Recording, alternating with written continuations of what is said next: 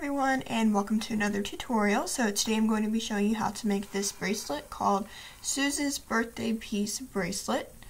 And this was designed by me in celebration for Suze, aka crazyjustmightwork, her birthday. It was a little while ago, but I wasn't able to film then, so I'm making the tutorial for this now. This design is kind of fiddly, so it's also really nice to play around with. It's got some holes in the middle if you wanted to use beads or something like that.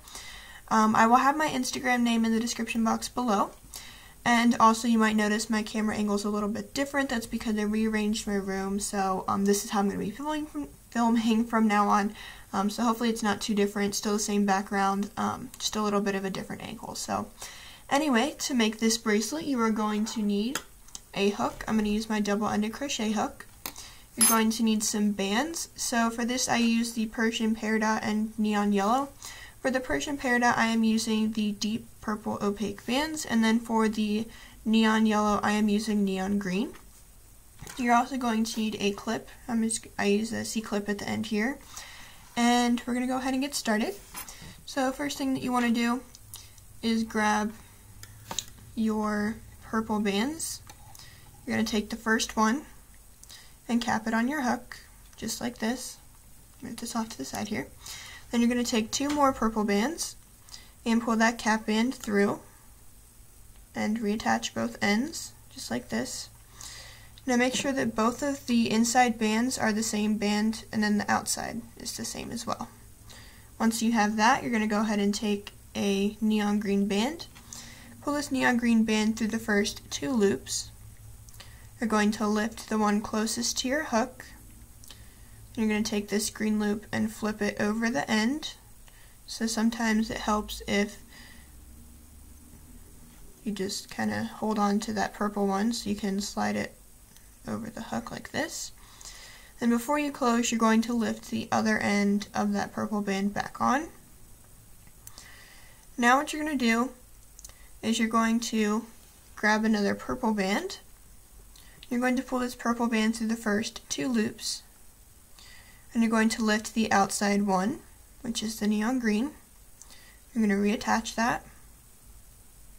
Then you're going to take another neon green band. Going to pull this through the first three loops. You're going to lift the first one, which is the purple. Going to flip this neon green over the end of your hook like so. And then before you close, lift this other purple one over here. So now you should have something like this. And what you're going to go ahead and do is slide this down to the other end, or turn this around. Also, if it is a little bit weird looking, you can just fiddle around with it. We're going to slide this down to the other end here. And we're going to do the same thing. So again, making sure that this band on the inside here is the same as this band here. And then the outside band is different. We're going to go ahead and take a neon green band, pull it through the first two loops on your hook. You're going to lift this first one, this inside one, and flip this green over the end of your hook. Before you close, we're going to reattach the other purple. Now you should have this. We're going to go ahead and take another purple. Pull this through the first two loops and lift the farther green band. So now you have something like this. Go ahead and take another neon green band. Pull this through the first three loops. You're going to lift the first loop here. Flip this green one over the end of the hook. And we're going to lift this farthest purple loop back up onto the hook as well. So now you should have the same thing on both sides. It should look something like this.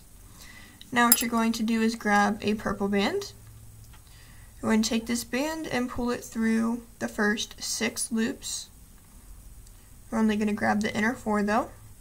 So once you have those inner 4, you're just going to lift these outside 2 back up onto your hook and rearrange it so it looks something like this. And this band right here is what creates the gap that you can see in the center here. So if you wanted to make that a different color or something, you could do that.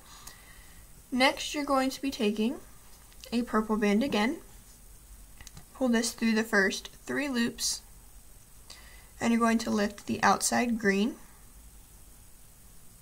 Now switch this around to the other end of your hook. We're going to do the same thing, taking a purple band through the first 3 loops, just lifting that outside green. And now we can start the process over again, just like we did at the beginning. So you're going to grab a neon green band.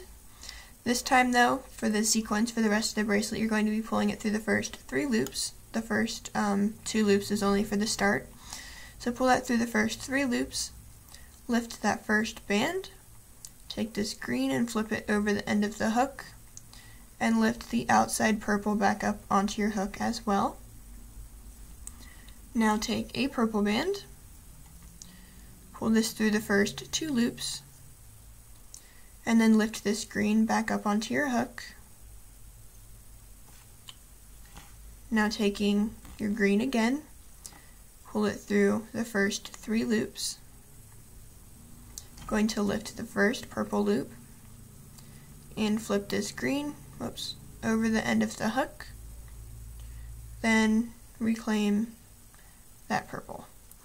Once you have done that to this side, you're going to go ahead and slide it down and repeat the same process on the other side.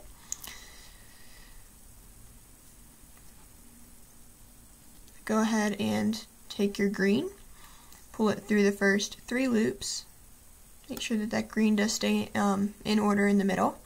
You're going to lift the purple back up onto your hook, flip this green over the end, and you're going to reclaim the purple. Again, make sure that green stays in order.